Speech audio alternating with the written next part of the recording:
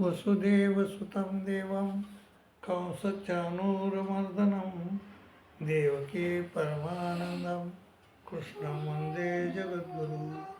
त्वमेव माता च पिता त्वमेव बन्धो च सखा त्वमेव विद्याद्रविणं त्वमेव सर्वं मम देव. श्री गोपाल कृष्ण महाराज की जय. माय बापो, श्रीकृष्ण महाराज म्हणले, पिताहमस्य जगतो माता धाता पितामह वेद्यम पवित्रमोंकार रुक्षाम यजुरेवते. मी सर्व जगाचा पिता आहे, माता आहे, धाता आहे, पितामह आहे. वेदामधला पवित्र ओंकार मी आहे. ऋग्वेद, सामवेद, यजुर्वेद मी आहे. गतिर्भर्ता प्रभु साक्षी निवास शरणम सुहृत प्रभव प्रलयस्थानम निधानम बीजमवय. मी गतिर्भर्ता आहे, साक्षी आहे, निवास खरं राहण्याचं ठिकाण मी आहे तुमचं.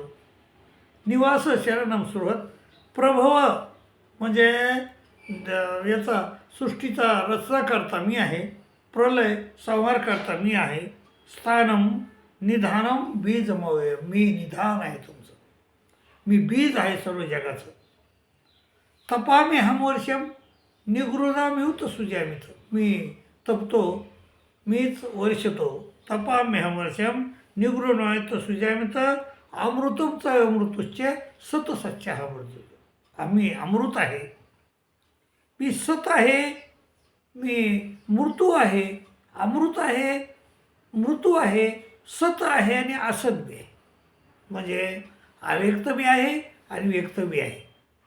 एवढं असून देखील लोक मला न भजता स्वर्गाची प्रार्थना करतात, स्वर्गासाठी प्रयत्न करतात. त्रयोध्या माम सोमपापूत पापा. काय सोमरसाचं प्राशन करतात. आणि त्रयोध्या म्हणजे वृक्षाम यजुर्वेदचे या 3 वेदाचं पठण करतात. सोमपापूत पापा यज्ञनिष्ठ स्वर्गतीम प्रांत. काही लोक यज्ञ करतात आणि स्वर्गाची इच्छा करतात, स्वर्ग मिळण्याचा प्रयत्न करतात.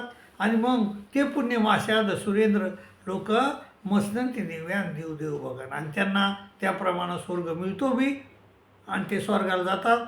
आणि पुण्यमाशाद सुरेंद्र लोक त्या सुरेंद्र लोकाला जातात आणि मस्कंती दिव्यानं देव भोगा आणि मोठा भोग भोगतात. अनंत काळपर्यंत तिथं सुख भोगतात. आणि ते तर भुगता स्वर्ग लोक मिशाल. आणि तिथं अनेक दिवस सुख भोगल्यानंतर पुण्य मरते लोक मिशांती. आणि पुण्य शून्य झालं की मृत्यू लोकात येतात. आणि एवं त्रैधर्म मनुप्रपन्ना गतागतम कामाला बनते. आणि असे जे हे करणारे लोक विद्वान पण स्वर्गाला जातात आणि पुन्हा खाली येतात आणि पुन्हा गतागतम आणि कामामध्ये पडतात. हाय बाबा, यावर संत ज्ञानेश्वर म्हणतात की स्वर्गाची हे इंद्र म्हणजे पुण्याची पावटी सरे, इंद्रपणाची उटी उतरे आणि येऊ लागती माघारे मृत्यू लोक. असं हे लोक म्हणजे मला न जाता स्वर्गाची इच्छा करतात, स्वर्गाला जातात आणि बरेच दिवस सुख भोगतात. पुन्हा मग खाली येतात आणि कामामध्ये पडतात. मग पण मला जर भजलं तुमचा अनन्य म्हणजे तिथं तुमचा योगक्षम चालतो का? मग नंतर तुमचा योगक्षम चालविणारे आहेत का ते स्वर्ग? नाही. पण मला जर तुम्ही माझं चिंतन केलं ना, अनन्य चिंतन केलं, अनन्य चिंतन येतो माम हे जनापुरीपासते. माझं जर अनन्य चिंतन केलं तुम्ही तर तेषां नित्याभियुक्तानां योगक्षेमं वहामि. मी तुमच्या योगक्षेम चालितो म्हणजे आहे त्याचं रक्षण करतो आणि नाही ते मिळवून देतो माय बापू मी तुम्हाला.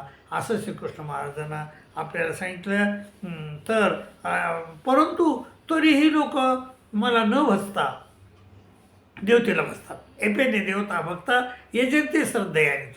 ते देवतेला श्रद्धेनं बसतात, पण त्यांचं फळ मीच देतो. पण ते फळ दिलेलं जरी मी असलं तर ते विधीपूर्वक नाही, ते अविधीपूर्वकम. एपेने देवता भक्ता यजंते श्रद्धेयानुक्ता तेपि मामेव कोणते यजंते अविधीपूर्वकम. मी सर्व यज्ञानां भोक्तांच्या प्रभुरेवचे न तु मां भिजानंती तत्वेनातश्चिवंती. आणि मी सर्व यज्ञाचा भोक्ता आहे, प्रभू आहे, पण मला तत्वतः लोक जाणत नाहीत. आणि मग त्याचं काय होते माहिती आहे का माय बाबा? यांती देवव्रता देवान पितृन यांती पितृव्रता भूतानी यांती भूतेजा यांती मध्याजिनोपी माम. जे पितृची देवतेची भक्ती करतात ते पितृदेवतेला जाऊन मिळतात, आणि माझी भूताची भक्ती करतात ते भूताला जाऊन मिळतात, आणि माझी भक्ती करणारे मला येऊन मिळतात. मायबाबा, तुम्हाला पितृदेवतेला जायचं का नाही? भूताची प्राप्ती करून घ्यायची का नाही? मग कोणाची करून घ्यायची? परमेश्वर श्रीकृष्ण महाराजाची. म्हणून मायबापो, परमेश्वराचं चिंतन करा आणि तुमचं भलं करून घ्या आणि परमेश्वराची प्राप्ती करून घ्या, अशी मी तुम्हाला नम्र विनंती करतो आणि तुमची रजा घेतो. दंडोत प्रणाम, दंडोत प्रणाम, दंडोत.